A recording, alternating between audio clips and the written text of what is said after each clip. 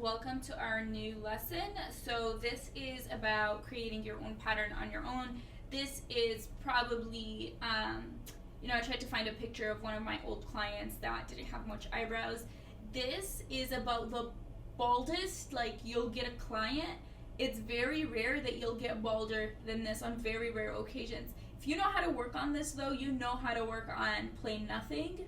Let's start out with this, and then I'll teach you how to do it on just like a white plain sheet. So, this is, this actually, what she has now makes this so easy for me, and it's gonna make it so easy for you. Okay, so generally how I would start out, let me add a new layer. Let's work in something fun. Let's do, okay, I'll do brown. Let me lower this a little bit. Okay, so we're gonna kind of, actually, let me do like, let me just do kind of like the outline first. That way it's not super confusing. Okay, so her eyebrow is actually falling on her eye. As you can see, like this space is where her generally, her eye starts, and it's way too close to her eyebrow. I hate to go more so on top, because if you really pay attention, and I want you to really, really focus on this part, the skin right here, you see the color of it? You see how the pores are hair follicles. You see the hair follicles stop. Right here, there are no hair follicles. There are still hair follicles right here. This is all hair follicles. This has some hair follicles. Obviously, you're not going to draw an eyebrow right here. But for some reason, you're just never going to draw an eyebrow right here. A lot of people think that, with microblading, you have this free, freedom of drawing hairs wherever you'd like. It's not the case. If you take this hair and you draw it right here, first of all, if you really pay attention, and I'm going to talk about this in the next lesson, this is the grain of her face. Her face has a natural grain to it, and it's going in this way. You see the waves, like it's just kind of going this way. You see all those lines, they're all falling down this way, and her hairs are falling down this way, and everything is kind of going in this direction. Now, a lot of artists, like this already exists. Like I'm going to keep this and just magnify it, like by the blue lines right there. I'm just going to leave that right there. I'm going to take another color. Now, a lot of people think that, okay, let's lift this eyebrow, let me draw a beautiful uplifted shape, that looks like this, let's say, obviously not that drastic, but a lot of people might go that drastic, and obviously, it generally, like, let me do one a little bit more realistic. I don't think anyone's that crazy, but let's do something, beautiful on her. That kind of gives her that lift. Okay. Okay. Beautiful lift. Okay. There we go. Okay. Something like that. I'm not going to stress about it. I just kind of want to show you something. Okay. So let's say you do this. And you know what? You might be able to get away with it, because you're just kind of, you need to take a part of this skin, and the skin doesn't have any follicles, and you're scared that it would look fake.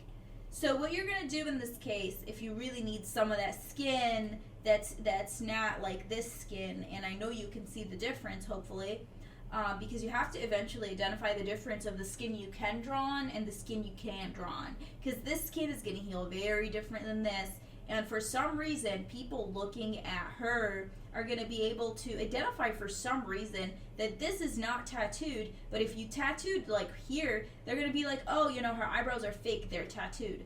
So anyways, back to my point. If you are drawing on the skin, and you really, really need to, what you need to do is follow the grain of the eyebrow and the shape. I don't want you to come in being all creative, doing all these, weirdo strokes. That's going to look fake, and a lot of people do it. It's a very common mistake. So you got to be careful when choosing to work on the skin. I usually avoid it at all costs, unless I really, really, really need to lift the eyebrow. So off track, back to the point. Let me just erase all the stuff. Okay. So, anyways, eyebrow falling down. Let's fix it. So, let's do something like her arch is about here. Now, you know, the shaping process, I did a whole different video on it. This is just for video purpose, just kind of freehanding it. Let's make the bottom of this the bottom of the eyebrow. Sometimes I use this line to be the top of the eyebrow. Sometimes I use it to be the bottom of the eyebrow. You're always going to be making decisions like that. So for this time, because I want to lift, I'm going to use it as the bottom, and I'm going to take a piece of that scary chunk right there. So anywho, we just fix that bottom line and kind of give it a little bit more of a lift. Okay. Let's be courageous and X out these hairs right there. And you know, you could do stuff like that. It's okay to be courageous as long as you do it in a thoughtful way, a mindful way. A lot of artists just focus on, you know, being creative and creating something beautiful, but you gotta keep in mind that, you know, you're working on someone. It's not a paper. It's not, oh, let me remember a pattern and get really good at a pattern and, you know, paste it on. It's not like that. It's, you're always going to be creating something completely new. So I want you to forget about, you know, getting really good at these like amazing patterns that, you know, PMU industry always comes out with. I mean, sometimes they look good or whatever, but you got to really pay attention to what the natural face is doing. And that's just my technique that I teach, you know, in my class. Nobody else does it this way. But anyway, back to the point. Now, I shortened it to give it a lift. I disregarded these hairs that are falling down. We started out with this line and that line. And I think this is a good start to start thinking about her natural pattern. So let me choose a darker brown color. Okay. So her hairs are doing this thing right there, if you pay attention. Right here. So you're going to do this in your head. This is what I do in my head. I identify what the hairs are doing. They're kind of doing this crazy thing right here where they're like kind of going off for her face. So we're not going to be trusting those guys. We don't like those guys. I'm going to go against these guys. I'm going to trust these guys. So these ones are actually falling down. So mimic them over here. All right. And then over here, they want to do this thing where they want to kind of grow out this way, and that's completely fine with me. I appreciate that. So now that your thought process is like one with the eyebrow, you see those things? All right. It's already looking kind of clear what this eyebrow would have done, right? You kind of can imagine it. I hope so. Or am I crazy? I don't know. Okay, let's see. Okay. So let me make my pen a little bit thinner. And now, identifying my transition. It would definitely be right here. And I focus and I really think about this before I start anything. It's going to take you a while to, you know, start developing this process, but I want to teach it to you because it's going to make you so good at this. So anyways, so this is my transition. And you know what? If you have a tiny marker, don't use any like marker color stuff because it might, you know, stay in the, if you have a pencil or something, you can mark the stuff. Sometimes I do it. This is not, you know, the easiest thing when you're a beginner. So let's pretend I'm marking this with a pencil. And I might actually do that sometimes. Marking my transitions with a pencil. This one is an interesting one right here. And then let's do something like that. Okay. And then let's do, you know, one hair of her spine. Remember the spine? Right there. And transition right here.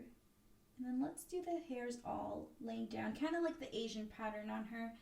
I think this client, I think she was actually Armenian, but she probably does have some Asian in her. You can see when somebody has, you'll start to identify somebody's ethnicity by their brow pattern, and it works every time. once you get really good at identifying the stuff, I mean, you'd be amazed what you can know about a person just by the way their eyebrow hairs grow. It's pretty intense. So, you know, it's doing this thing. Okay, so enough with my pencil. Now I kind of, you know, I'm starting to have a thought here. Let's do another transition, just one right there, and one right about here. Alrighty, cool. So let's pretend this is my actual microblade. Let's do the fuchsia again. Alright, so let's go ahead and, let me see. Good, I just had to check it's still recording. Sometimes I feel like, oh, okay. So, you know, let's mark our pencil stuff again.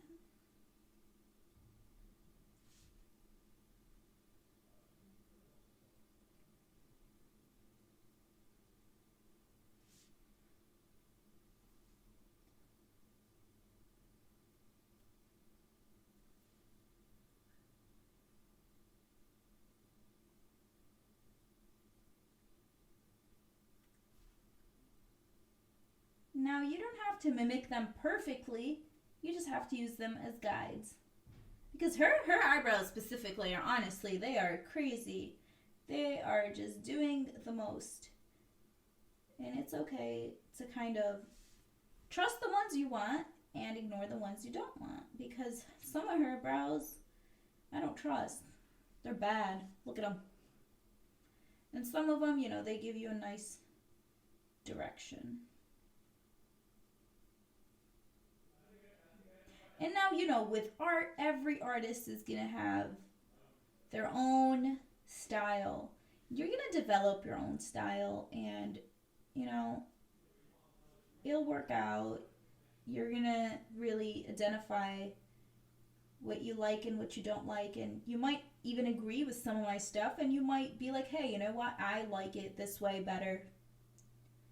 So for the Asian style, you know, don't be afraid to kind of have them taper off like stern like that. I know that kind of sounds scary at first, but when you're done, it is going to look natural. And I'll post the afters of this. I hope I could find them. Of what I actually ended up creating in real life. I think I did this about a year ago.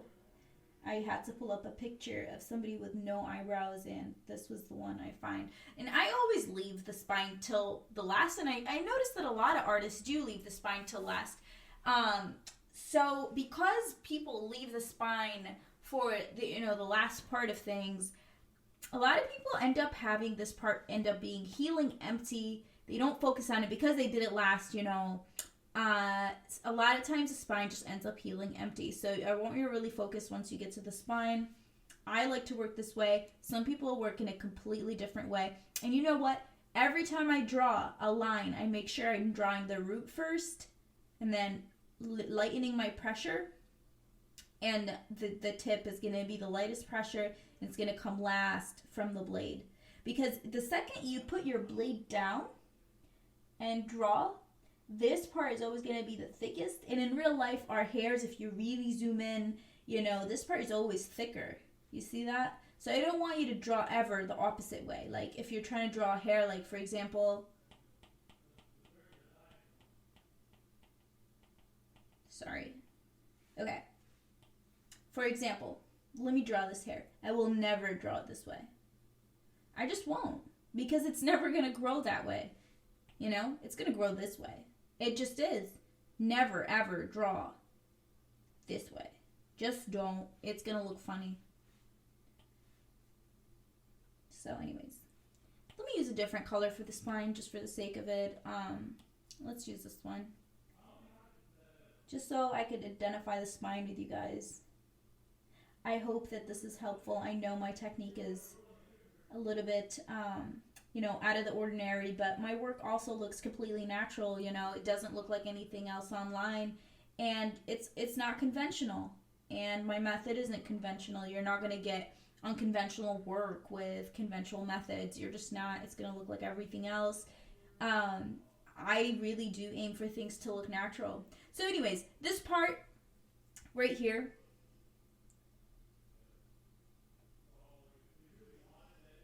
you can go heavy here. If your strokes end up intersecting here, it's okay. It might look a little bit blurry, but all humans have blurriness right here. And that's okay. As long as this doesn't look blurry, these don't look blurry, this doesn't look blurry, you're going to be okay.